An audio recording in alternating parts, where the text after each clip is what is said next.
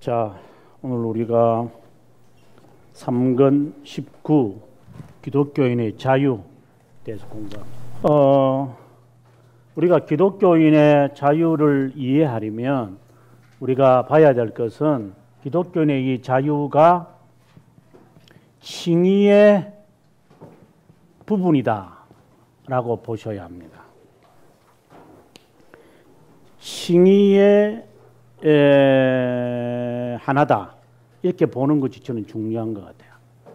왜 그러느냐? 우리가 그것부터 먼저 우리가 살펴야 합니다. 기독교인의 자유에 대하여 웨스트민스터 신앙고백서 20장에도 이 말이 나오죠. 신앙고백서 20장에도 이 이야기가 나와요. 물론 이제 벨지카라든가 다른 데는 이제 그리스도인의 자유에 대한 것이 별로 없어요. 근데 웨스트민스터 신앙고백서에만 나오는데 이 두 부분을 우리가 여기 19장 기독교 강요 19장하고 신앙고백서 20장하고 이렇게 비교해 보면서 나타나는 현상이 있어요. 이제 그걸 알면 죄 칭의의 부분이냐라는 것도 자연스럽게 압니다. 자, 기독교인의 자유의 세 가지에 대하여 칼빈이 지금 언급을 지금 하는데 여기 보시면 자, 칼빈이 지금 가장 중요하게 다루는 게 여기에 663페이지에 보면은 2항에서 첫 번째 그죠? 기독교인의 자유에 대한 개념을 이야기하죠. 그죠? 율법의 의를 잊어버려라 이렇게 이야기를 합니다. 율법의 의를 잊어버려라. 자, 첫 번째 의 잊어버려라. 이 말은 다른 말로 이해를 해야 됩니다. 이것이 뭐냐면 바로 행위의 근거로 삼는 것을 잊어버려라 이 말이잖아요. 의롭다 여겨지는 것을 행위에 근거해서 의를 얻는다는 거 포기해라. 이게 자유잖아요. 그래서 율법에 의해서부터 벗어나라. 이거 첫 번째거든요. 그럼 두 번째가 665페이지 그 다음 페이지에 보면 665페이지죠. 자발적인 순종이라고 했어요. 그래서 자유의 개념에서 억지로 하는 수 없이가 아니라 자발적 순종이라고 하는 순종이라고 하는 요 단어 저는 대단히 중요하게 다루고요. 그 다음에 세 번째를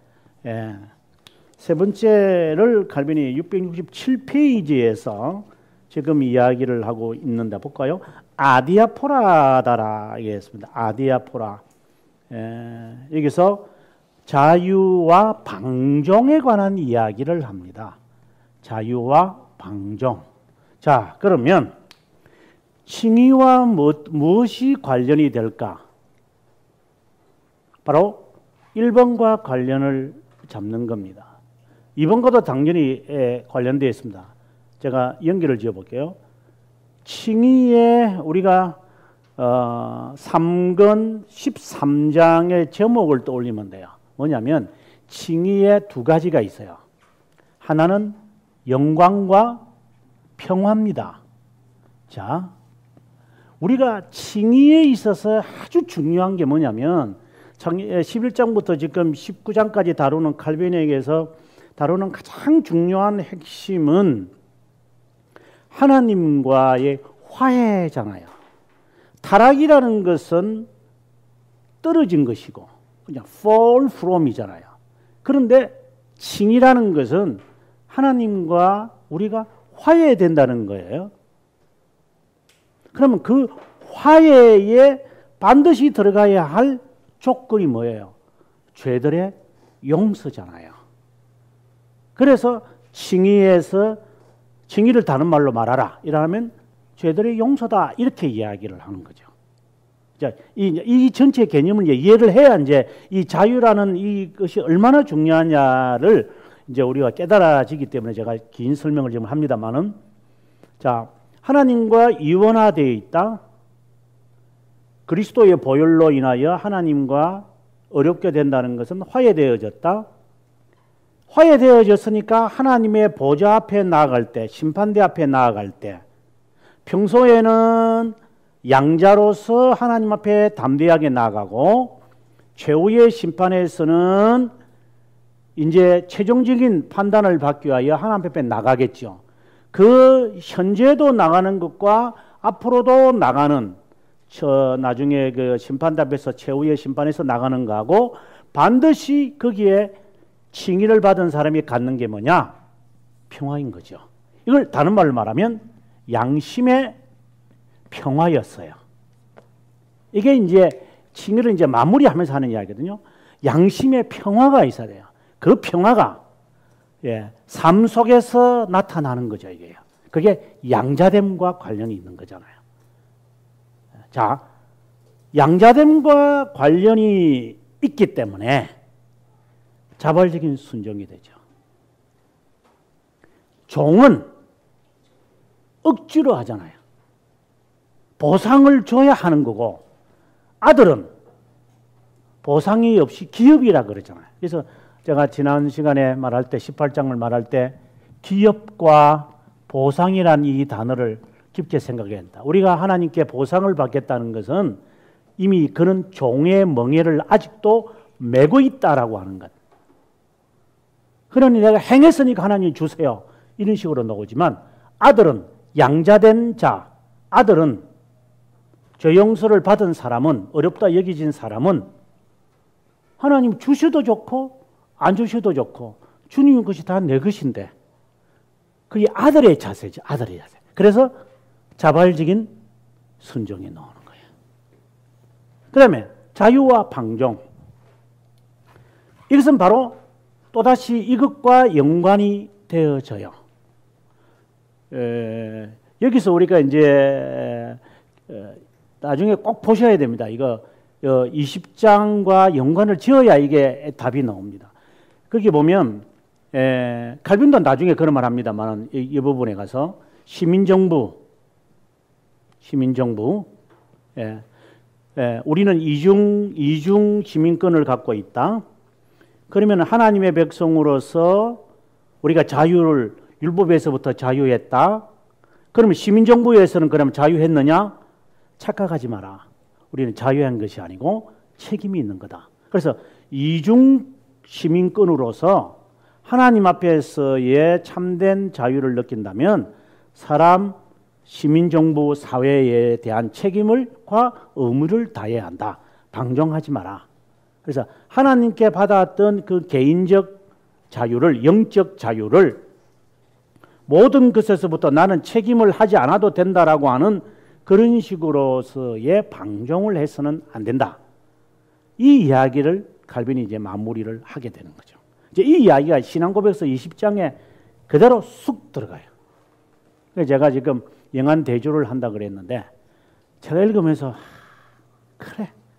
제가 이 기독교 강요를 쓰기 전에 2004년도에 제가 이제 소교리 문답 강의를 누가 해달라 그래서 이제 소교리 문답을 강의하려고 이렇게 보는데 소교리 문답과 그 다음에 뭐 신앙고백서 보는데 좀 죄송한 이야기지만 어렵더라고요. 해석이 안 되는 거예요. 모르는 개념이 너무 많아가지고 야 이거 내가 이거 다시 공부해야 되나 막 스트레스를 받아 치면 그래서 막 이 참고서 그때는 뭐 참고서가 없었으니까 이 참고서 저 참고서 이제 외국 서적 해가지고 저든 감을 잡고 했는데 지금에 와서 왜 내가 풀리지 않았는가를 답을 찾아야 되는 거죠. 기독교 강요에 다 있는 건데 결국 이걸 안 보고 하니까 정말 걸렸었거든요. 그래서 꼭 신앙고백서 웨스트민스터 20장을 꼭 보시면 오늘 하는 이야기가 다 나옵니다. 자, 다시 제가 나갈게요. 칭의의 부분이다라고 하는 것을 어디서 끄집어내려고 하냐면 가장 중요한 단어는 평화라고 하는 것에서 찾아야 돼요. 평화. 자, 칼빈이 자유의 목적 세 가지를 지금 이렇게 설명을 하거든요. 여기에 신앙고백서에서도 목적 세 가지를 이야기해요. 여기서는 뭐라고 하느냐면 조금 다르게 말하는데 저주로부터 이렇게죠. 하나님 율법의 저주로부터의 자유다. 이렇게 이야기를 하고, 두 번째는 하나님의 진노로부터의 자유다. 이런 이제 이야기를 하거든요. 이제 그 개념하고 이 개념하고 이렇게 서로 연결되기가 상당히 쉽지 않은 것 같지만 내용이 다 포함되어 있어요, 실제로. 그 다음에 이제 세 번째가 순종이다. 이런 말을 해요. 이 세 가지가 자유에 대한 개념이다. 이렇게 말하는데 칼빈이 말하는 거하고 별 차이가 없어요. 그러니까 순종은 여기 나왔죠. 그 다음에 이 진노로부터의 자유는 실제로는 이 세 번째에 해당되어지는 것이고, 저주로부터의 자유는 1번에 해당되어지는 거죠. 내용은 같은 거예요. 표현이 다를 뿐이죠. 그래서 우리가 칭의의 한 부분이다라고 말할 때 핵심적인 단어는 평화. 그 다음에 세 가지의 항목에서 볼 때 행위에서 벗어나라. 칭의에서 아주 중요한 거잖아요. 그래서 칭의에서 행위에 근거하지 않기 때문에 뭐라고 표현을 하냐면 이것을 우리는 믿음으로라고 하는 말로 표현을 하는 거잖아요. 그래서 행함으로 어렵다 여김이나 화해나 죄들의 용서나 양자됨이나 하나님 앞에 담대하게 나가는 것이나 양심의 평화나 이런 것은 없다. 믿음이다. 이 말은 다른 말로 행위에 근거하지 말라라고 하는 말. 그래서 우리가 이신칭이라고 말할 때 이신이라는 것은 바로 믿음이라는 단어지만 실제로는 행위에 근거하지 마라. 행위를 배제하라. 그런 말이잖아요, 이게. 근데 이것을 믿음으로만이라고 하는 거. 그래서 나중에 신앙고백서도 그러고 칼빈도 그러지만 20장에서도 그러지만 이것은 믿음은 수단입니다. 칼빈은 단순히 믿음은 그릇과 같은 것이다. 그런데 현대에 와서 사람들이 믿음으로 어렵다 여김을 받는다라고 할 때 믿음이 무슨 파워를 갖는 것이라고 생각을 한다면 그거는 정말 진리를 잘못 알고 있는 사람들. 저는 왜곡하는 자들이다. 이렇게 보는 것이죠. 자, 아무튼 칭의의 부분에서 기독교인의 자유라고 하는 것이 나왔다. 그 자유라고 하는 개념의 가장 핵심적인 단어는 연결을 짓기 위해서는 평화다라는 것이고, 그 다음에 세 가지 목적에서 행위의 근거에서 벗어나라. 그 다음에 아들로서 양자됨으로서 자발적인 순종해라. 그 다음에 방종하지 마라. 이제 우리 칼빈은 나중에 이제 아디아포라 이야기를 합니다만은 여기에 이제 아디아포라라는 말은 우리가 다 집에 교회에서 행하고 있는 이 여러 프로그램들 이 부분을 이야기하는 거죠. 모든 사람들이 교회에서 목회자들이 하는 프로그램에 참여해야 될 당위성은 없죠. 자유죠. 자유. 그렇지만 자기가 순종하기 싫은 것을 자유라는 개념을 가지고 방종으로 바꿀 수 있다. 제가 그때 설교를 하면서 이런 한 얘기가 있었는데 나중에 이야기할 기회가 아마 있겠습니다만은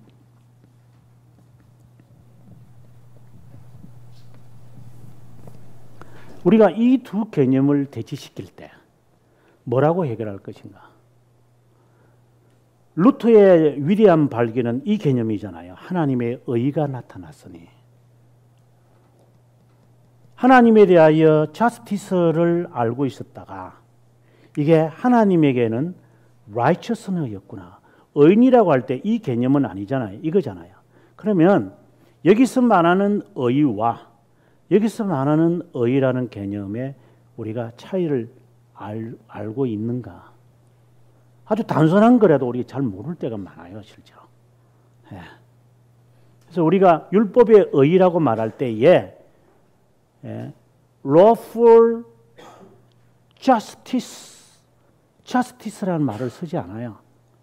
lawful righteousness라고 써요.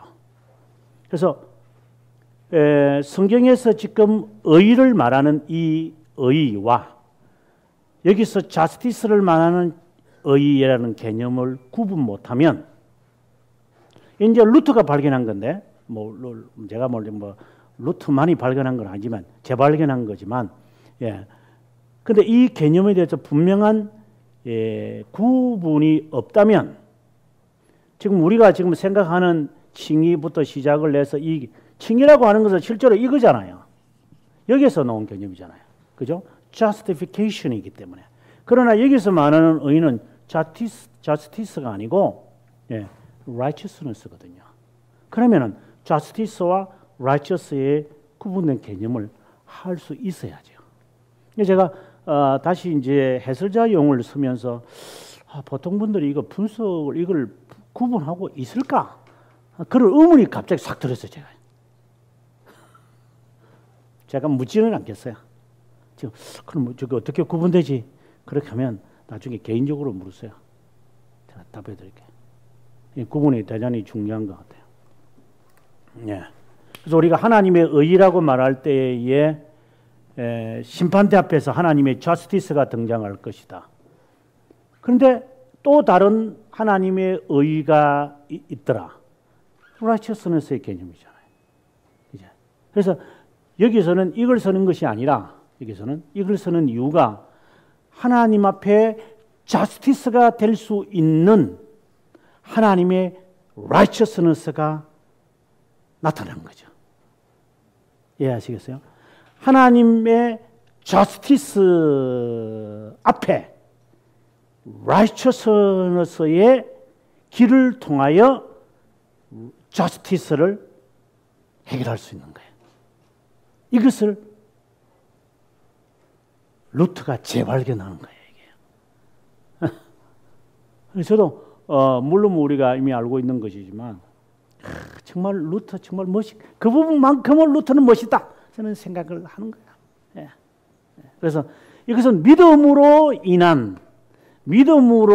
인한이라는 개념이고, justice는 여기서 말하는 저주, 예, 대가를 치러야 한다는 바르다라고 하는 이 개념, 정말 잡대 캐논처럼 딱 이렇게 흑과 백을 정확하게 구분하는 그런 개념이라면, 이것을 위한 또 다른 길인 거죠.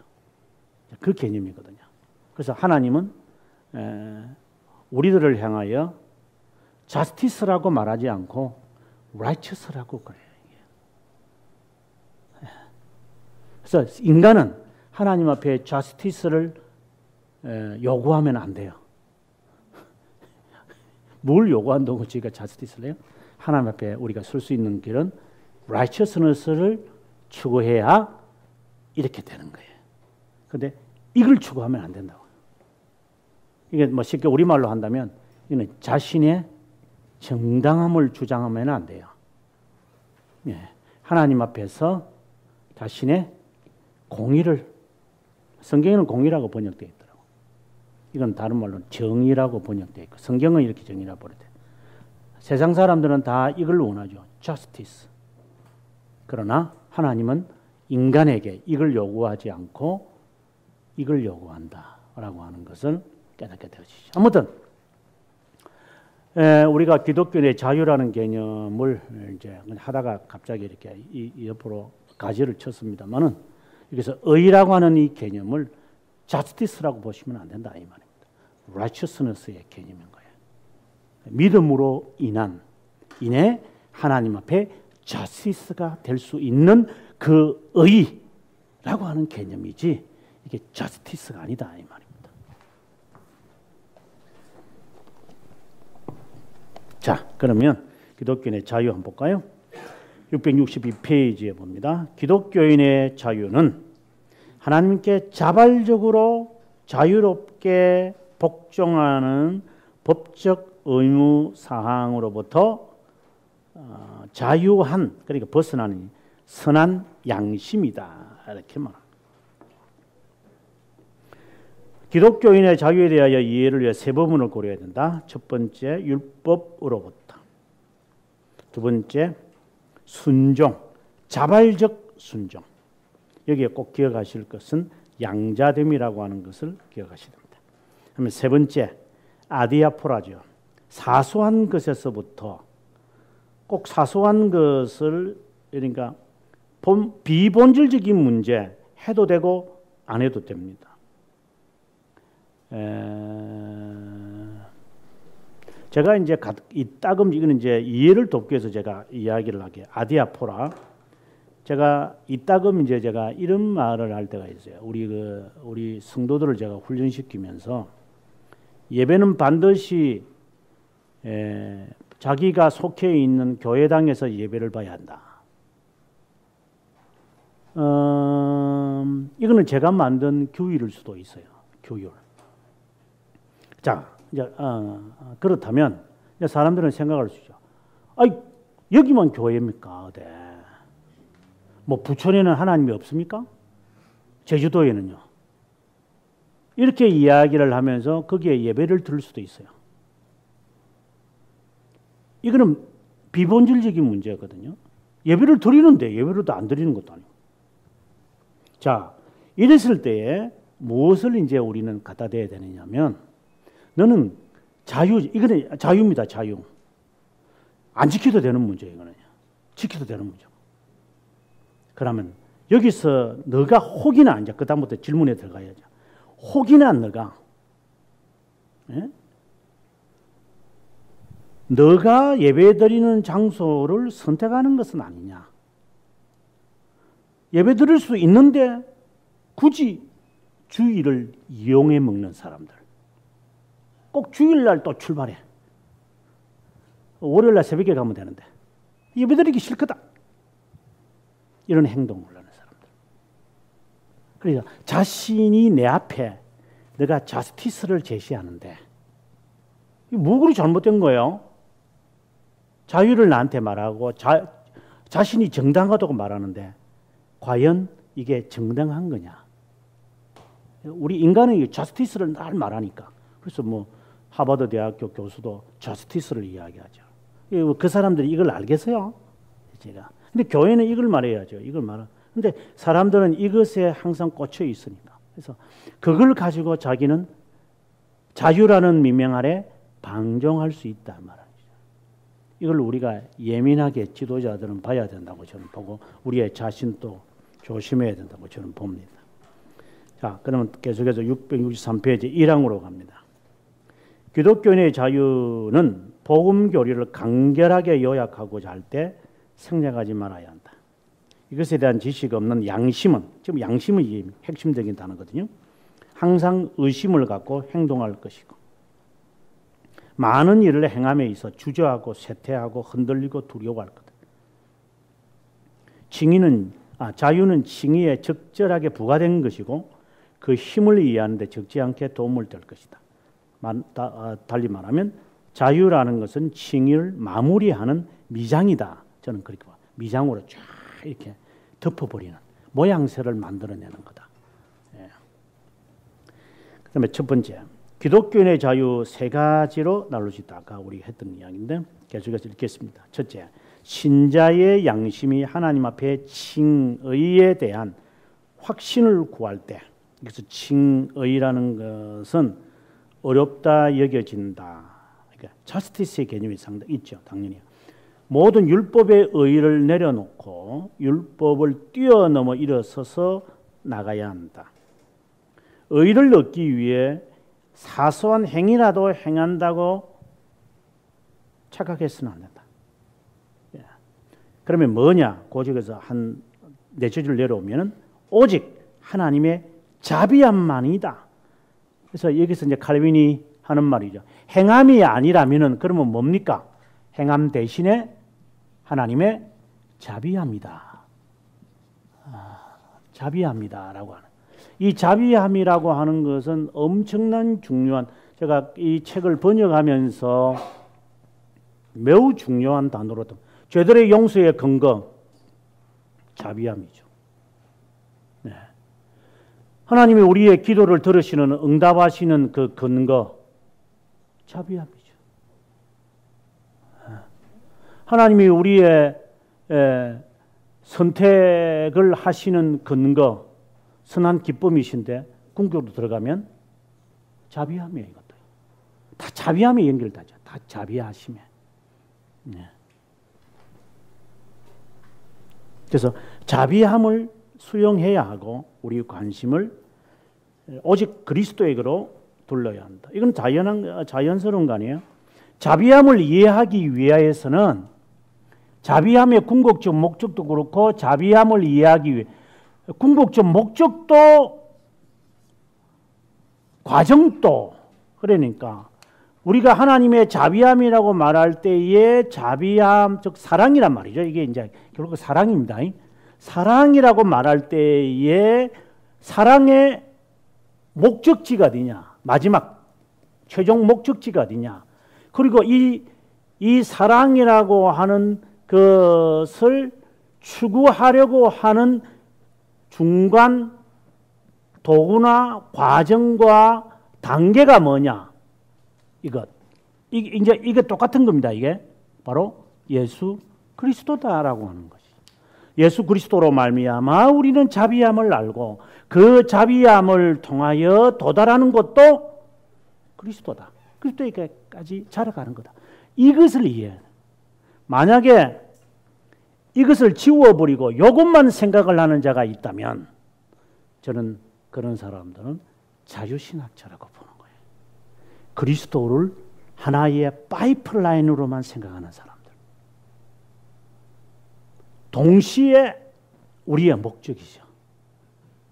이것까지 같이 가야 되는데 이걸 이해를 잘 못하는 것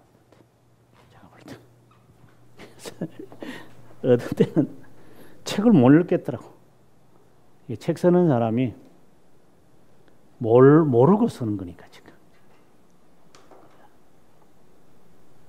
아무튼 그리스도에게로 돌려야 합니다. 그럼 좀 더 내려가서 양심이 확신을 얻고자 한다면 율법의 어떤 자리라도 내줘서는 안 된다. 이 말은 바로 항상 믿음으로 행하야만 한다.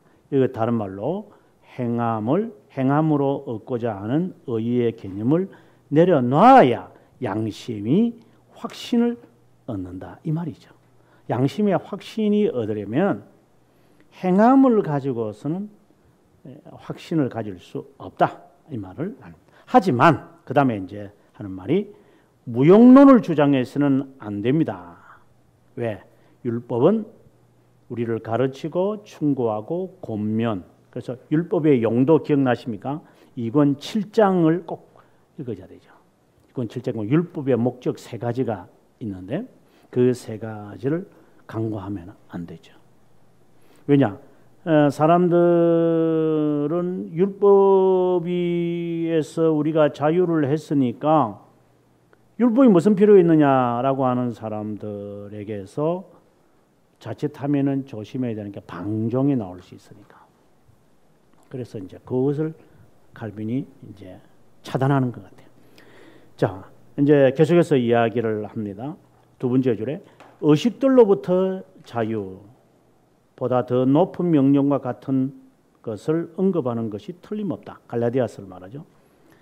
의식들을 다루기는 하지만 어리석은 사도들, 그리스도의 강림으로 폐지된 율법의 고대 그림자들을 기독교 교회에 들여오려고 음모를 꾸미고 있는 자들과 논쟁하고 있는 것입니다. 여기서 우리가 다뤄야 할 때 중요한 것은 665페이지에 가서 첫째, 복음의 명료성이 유대적 그림자에 의해 희미하게 되었지만 그리스도 안에서 완전하게 드러났다라고 하는 개념을 잊지 마라. 그래서 율법이 필요하다라고 하는 말을 지금 하고자 하는 것이죠. 두 번째, 신자에게서 율법의 행위로 하나님 앞에 의를 얻을 수 있다고 상상하지 말라고 하는 경고입니다.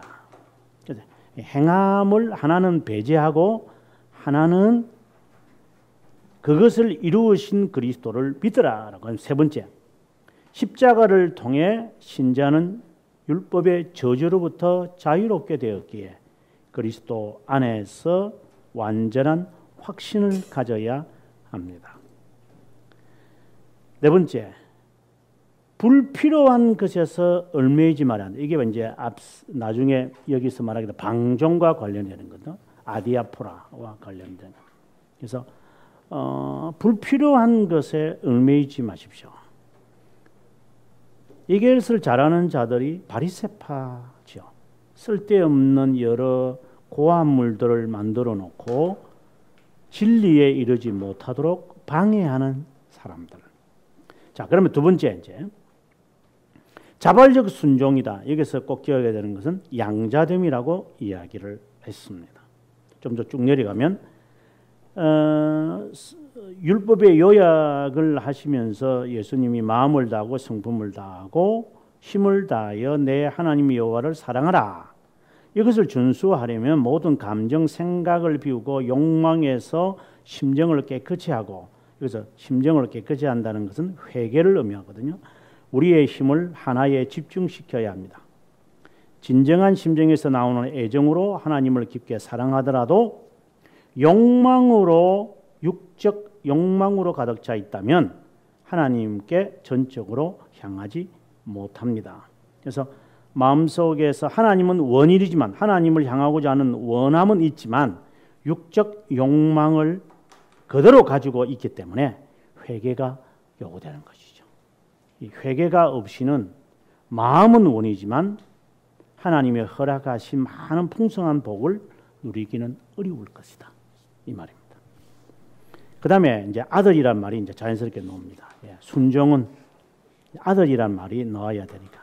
한 10절 내려오면 아들을 그리낌 없이 부친과의 관계를 유지하며 그가 의도하는 것을 완성하지 못해도 마음의 순종을 수용할 것이라고 신뢰하면서 부족한 일과 불완전한 일이라도 부친에게 제한하기를 주저하지 않을 거다.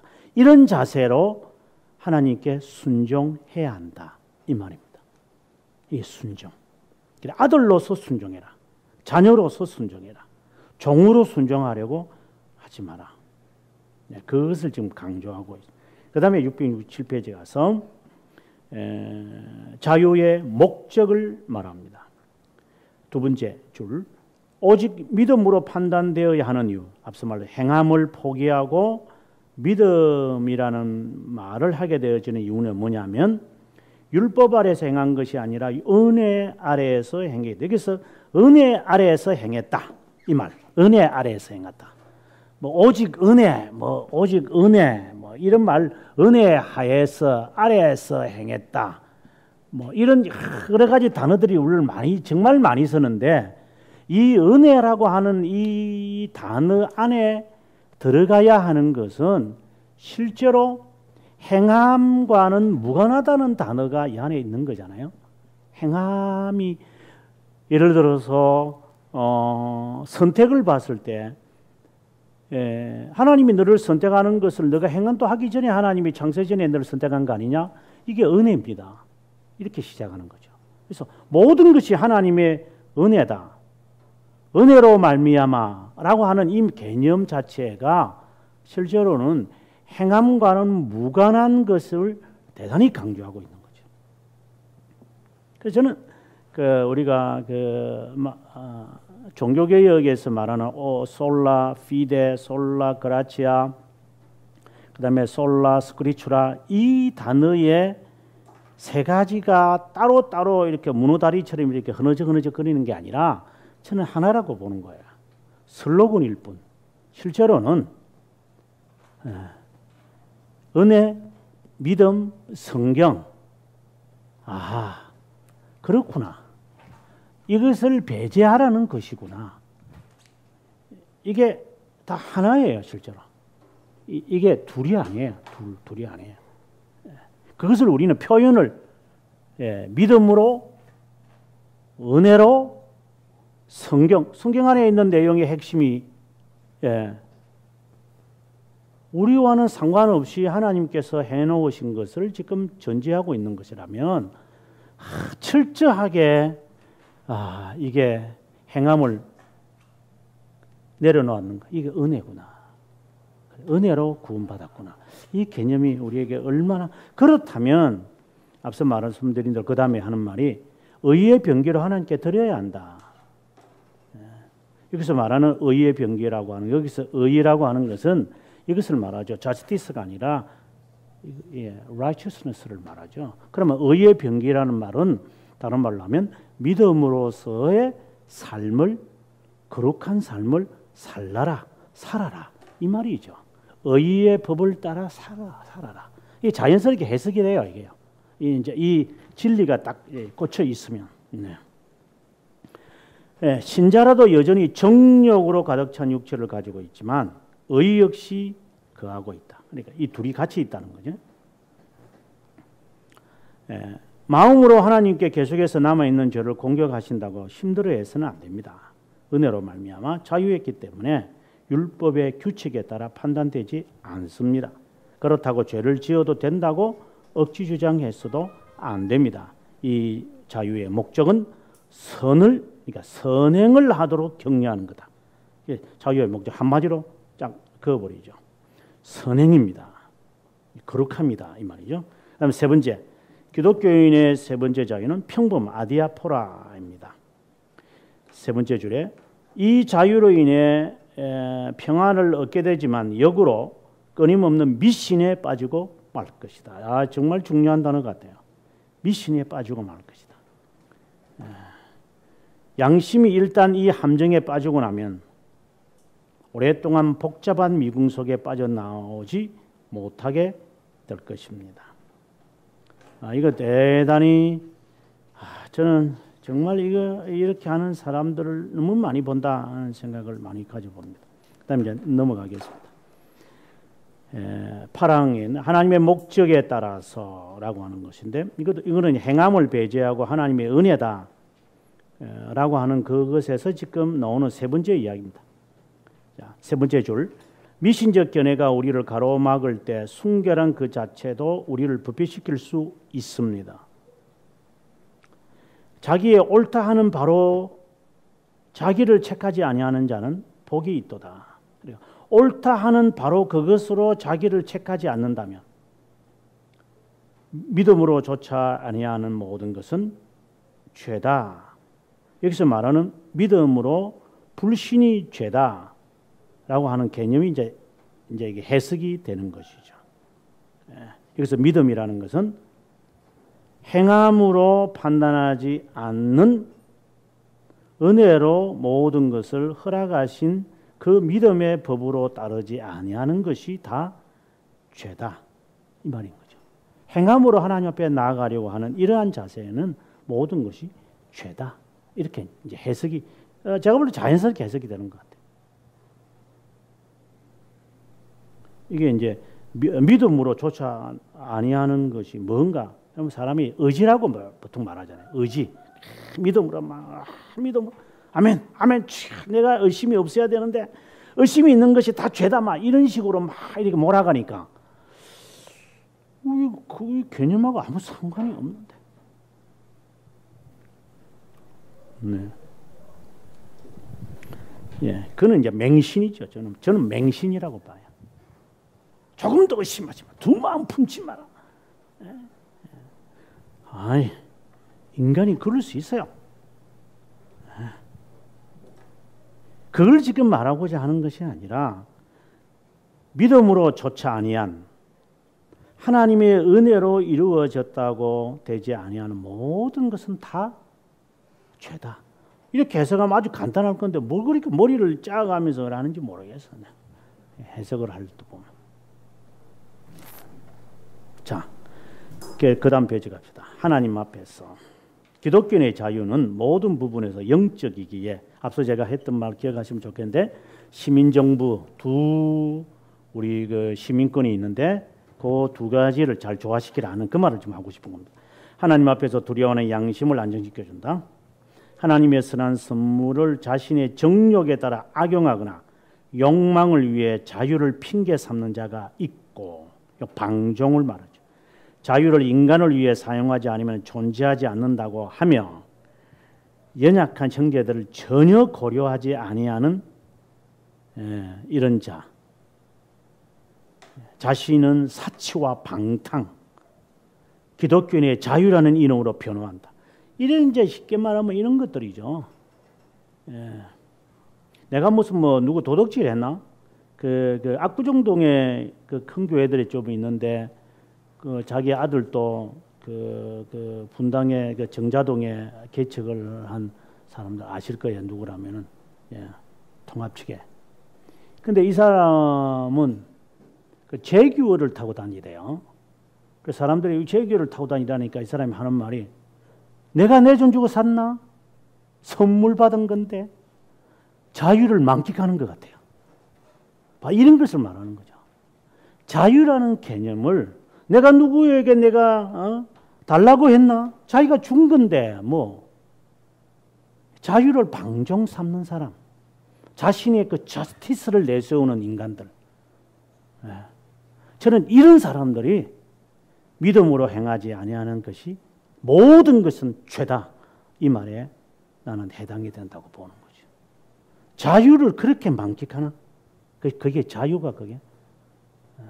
내 돈 갖고 내 회사원에게 내가 욕설 하는데 그게 뭐 너희들이 뭐 우리가 아이들이 하는 말이 그 말 아닙니까? 금수저 갖고 있는 놈들이 장난치는 그거 아닙니까? 내 회사원 내 돈 주고 내가 돈 준다. 그 싫으면 가. 이런 식으로 다 내세우는 것이 바로 방종이지 않나 이 말이에요.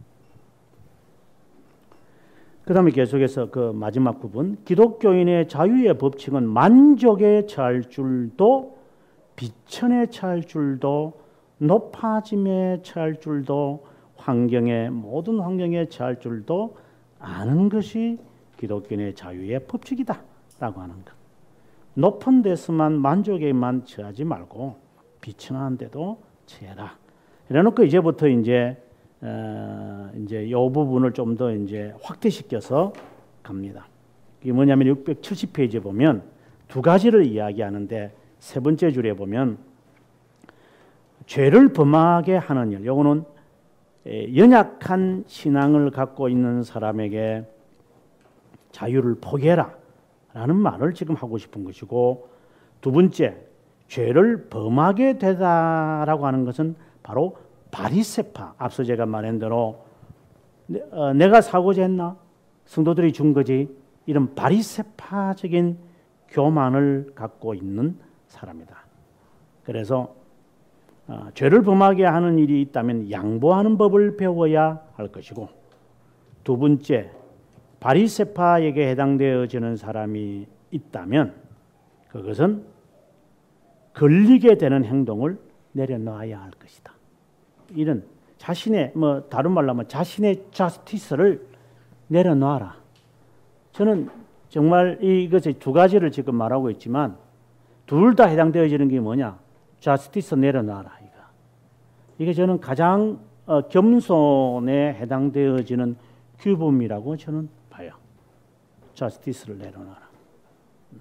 righteousness를 붙잡아라. 그 다음에 자유를 올바로 사용하는 법. 누구를 연약한 자로 보고 누구를 바리새파로 봐야 할까요? 그 다음 페이지 가서 답이 나옵니다. 671페이지 넷째 줄에 이웃을 교화하는 일이라면 자유를 사용해라 이 말입니다. 그러니까 지도자들이 저 어린 신자가 지금 말을 안 듣는 게 저게 앉아가지고 막 이게 그럼 어떻게 됩니까? 그때는 연약함이라고 하는 것에 대해서 내려놓는 것이 없어요. 그때는 저스티스를 요구하는 거예요. 그런 사람한테는 너 말 안 들어? 이렇게 말해야 돼. 그 다음에 이웃에게 도움이 되지 않을 때는 자유를 포기해라. 그래서 앞서 말씀드린 대로 아니 내가 어디서 뭐 예배 드리든 말로 그건 하나님이 계시잖아요. 이런 사람들이 있는데 그런 사람들을 신앙을 권하면 다른 사람이 본받아도 되겠다고 너가 행동을 하느냐? 그럴 수는 없겠죠. 그러면 내려놔. 그러면 그건 틀린 거야. 이렇게 보는 것이. 이게 이제 규칙이다. 그다음 외적 문제의 자유권을 주신 것은 사랑의 모든 임무를 더 감당하기 위해 깨닫는 것이 경건한 사람의 임무다. 이 말에 여기서 외적인 문제라는 것은 사회적인 문제 이렇게 보면 좋겠습니다. 그다음 항 13항에 가서 자유를 사랑에 종속시키는 것처럼 사랑도 청결한 마음에 머무르. 사랑이 중요한 게 아니라 정말 칼빈이 여기서 정확하게 말한 것 같아요. 사랑 이야기하는데 사랑보다도 더 중요한 것은 이 사랑 안에 청결한 양심이 있는 사랑이어야 한다. 이 말이에요. 깨끗하지 못한 사랑, 그는 옳지 못하다. 깨끗한 양심을 가진 믿음이 있어야 한다. 이 말입니다. 그 다음에 이제 시민정보, 이거 똑같은 지금 이야기가 계속해서 세 번째 이야기를 지금 확대시키고 있는 것 같아요. 제일 밑에 인간의 법에 얽매이지 말아라. 그 다음 페이지 넘어가서 6기 72페이지 우리가 두 나라를 지금 섬기고 있는데 이 두 나라에서 이중적 통치 아래에 있다. 하나는 영적인, 두 번째는 정치적인 것이다. 그래서 인간이 지켜야 할 임무, 인간으로서 시민으로서 교육을 받는 일이 있다. 네. 전자는 영적 삶이고 후자는 현재 삶이다. 전자는 내적이고 후자는 외적 행위만을 규정하는 것이다. 전자는 영적 왕국이고 후자는 정치적 왕족이다. 이걸 구분해야 하지만 그 다음 페이지 넘어가서 기독교인이 영적으로 자유롭다고 해서 육적 예속으로부터 해방된 것이 아니다. 이제 이것이 가장 역사에서 잘 드러난 사건이 있었죠. 방금 같은 이런 사건이 나타났는데 그게 바로 농민전쟁이었습니다. 1524년에서 1525년에 있었던 그 루터가 1520년에 쓴 세 개의 논문이 있었죠. 세 개의 논문의 하나가 첫 번째가 뭐였느냐 하면은 기독교인의 자유였습니다. 리버티였습니다. 이 리버티를 읽고 이 사람들은 영적인 자유가 아니라 사회적인 자유로 쿠데타를 일으켰던 것이죠. 저는 이것은 정말 잘못된 것이라고 봅니다. 그 다음에 또 하나가 있는데 그게 1643년부터 시작을 해서 1653년까지 있었던 바로 청교도 혁명이었습니다. 청교도 전쟁이었습니다. 우리가 잘 아는 시민전쟁. 여기에 주도권이 누구였는데요? 바로 청교도들이었습니다. 청교도. 그래서 제가 교회사를 연구하면서 왜 청교도들이 저리 전쟁을 해줘? 라고 했을 때 저는 답을 찾았죠. 청교도들이 전쟁한 게 아니라 청교도 부류들 가운데 회중파가 전쟁을 했어. 저는 청교도를 추구하는 사람들 가운데서 회중파적인 신앙을 갖고 있는 자들이 많아요. 이런 사람들은 사회의 정의를 부르짖을 거예요. 올리버 크롬웰이 그 웨일즈에 가가지고 로만 카톨릭을 척결한다고 해서 수만 명을 죽여요. 그래서 잔인한 피의 올리버 크롬웰이다 이렇게 말을. 그럼 자기는 그러죠. 정의를 위해서 그랬다. righteousness를 한 게 아니라 사회의 정의를 이루기 위해서 했다. 이런 말을 해서 나중에 이제 이 사람이 이제 생명이 끝나게 될 때에 왕당파들이 이 사람 목을 잘라가지고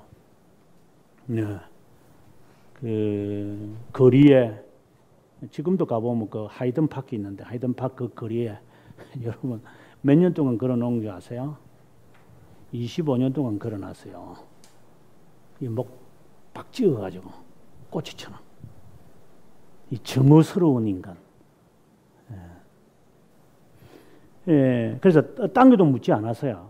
이 사람은 땅에 안 묻혀 있어. 그래서 묻으면 없어요. 올리버 크롬웰. 저는 청교도라고 할 때 개념도 정확하게 잡아야 한다. 나는 방종한 자들이다. 근데 이런 자들이 청교도라는 미명 아래 많이 활동하고 있죠. 한국교회. 개혁신학을 하는 사람들 가운데도 상당수가 저는 이런 영적 자유의 개념에 머물지 않고 사회적 정의를 부르짖는 사람들. 뭐 이것만이 아니고 뭐 교회사에서 정말 많이 나타나지만 다 생략하겠습니다. 나중에 이제 근현대 교회사 배울 때 제가 설명을 자세하게 하겠습니다. 계속해서 보면 셋째 줄. 많은 자는 양심의 법정과 외적 법정을 충분히 구별하지 못합니다. 벌이 더러워서가 아니라 양심을 위해서도 정부에 복종해야 합니다. 이 문제를 해결하기 위해서 양심이라는 문제를 이해한다. 양심이라는 문제는 어디서 다룹니까? 사권 10장에서 다룬다고 이야기됩니다. 사권 10장에 가면 이제 양심을 특별히 여기 보면 밑에 각주 보시면 10장 사망 양심의 정의를 내리거든요. 꼭 한번 찾아보셔야 됩니다. 양심이란 마음과 오성을 통해 사물에 대한 지식을 붙잡는 것으로 안다란 뜻이다. 그래서 양심의 심판이다. 양심이라는 것은 하나님의 법정 앞에서 등장하는 것입니다. 이게. 그래서 하나님은 양심을 물을 거예요. 왜? 그 양심 안에 담겨져 있는 믿음이 있을 거니까. 제가 늘 하는 말이죠. 그래서 하나님은 믿음의 문제를 묻을 거예요. 믿음의 문제를 묻는다는 것은 너가 은혜로 살았느냐? 너가 행위를 포기하고 주님만 의지하며 신뢰하면서 살았느냐? 그거 묻는 거죠. 너 자신을 너는 다 포기했느냐? 주님만 사랑하며 살았느냐? 그게 믿음 아니에요? 믿음이라는 뭐 이런 것이 있는가 여기에요? 그런 거 없잖아요. 그래서 그것에 담겨져 있는 것이 양심이니 너는 양심껏 행했느냐를 우리는 판단받을 것이다. 그 양심이 어디 있느냐? 마음과 오성을 통해 사물을 판단할 수 있는 지식이다 라고 하는 이야기를 합니다. 계속해서 이제 이 양심 이야기예요. 제일 밑에 갈까요? 16항에 하나님을 상대로 하는 양심, 심정의 내적 고결성 외에 다른 것이 아니다. 이런 의미에서 성경은 사랑을 율법의 청결한 양심과 진정한 믿음에서 나온다고 말한 것이다. 양심을 버리면 믿음도 파손된다. 아까 제가 하는 말이죠. 왜 하나님이 양심의 심판을 하느냐? 믿음이 그 안에 담겨 있을 것이니까. 그 양심이 바로 믿음을 담고 있다면 너가 하나님의 은혜로만 살았느냐? 저는 또 다른 말로 한다면 하나님은 우리에게 자스티스를 요구할 거예요. 틀림없이 이걸 요구하세요. 이거를 제가 결론을 내리고 싶은데 하나님은 이걸 우리에게 요구할 겁니다. 그럼 우리는 내세울 수 있는 거는요. 이거밖에 없어요. 하나님, righteousness입니다. 그 righteousness로 우리가 justification을 받았으니 이거는 내 것이 아니잖아요. 이거는 그리스도의 의를 내가 그냥 justify 한 거잖아요. 칭의한 거잖아요. 이게 내 것이 아니다. 그랬을 때 하나님은 나에게 그러면 너가 righteousness로 너가 살았다고 하는데 이걸 의지하며 살았다고 하는데 이것은 바로 행함과 관련된 거리고 이건 행함이니까 내 정당함, 내 정의, 내가 이런 식으로 살아가는 거 그거 나 산 적이 없어요. 그게 양심이지 않는가. 나는 정말 하나님의 뜻에 나는 복종하면서 살아서요. 이거 내세울래. 너는 이거 내세울래. 그것이나 양심의 심판이나 믿음의 심판이나 같은 말이죠. 이게 같은 말. 근데 하나님의 법정 앞에서 무엇을 내세울 건데요?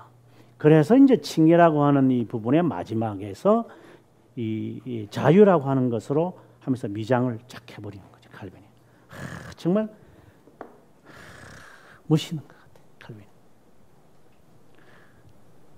네, 정말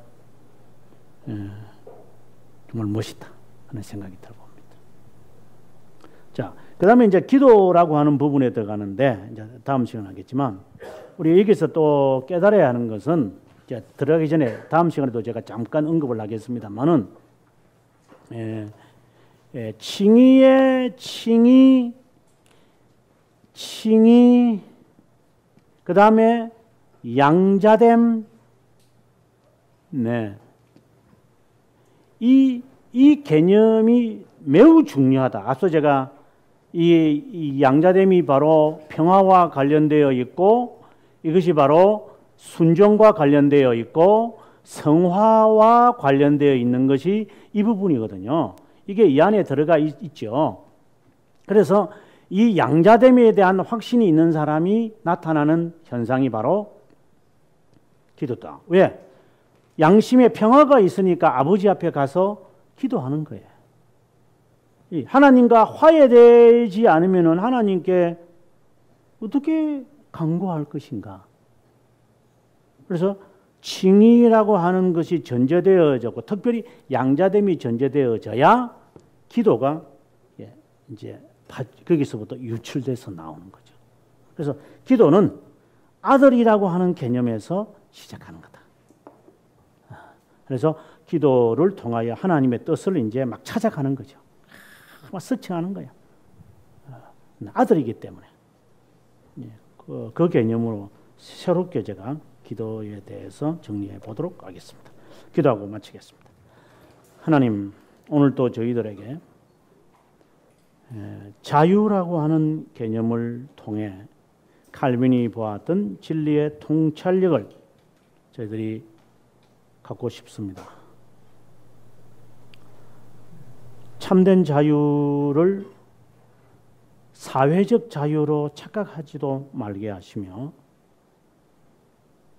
영적 자유에 머물러서 방종으로 빠지지 않게 해도 하옵시며 자신의 정당함을 내세워서 당연한 것이라고 받아들이는 그러한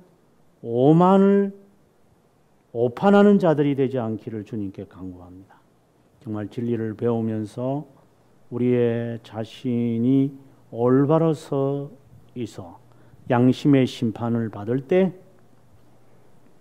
담대하게 주님 앞에 서서 행함이 없는 행함으로 근거되어 있었던 나의 구원이 아니라 은혜로 말미암아 이루어진 이 구원의 삶을 살았던 것을 증명해 보일 수 있는 참된 성도들이 되기를 간구하오며 예수 그리스도의 이름으로 기도합니다. 아멘.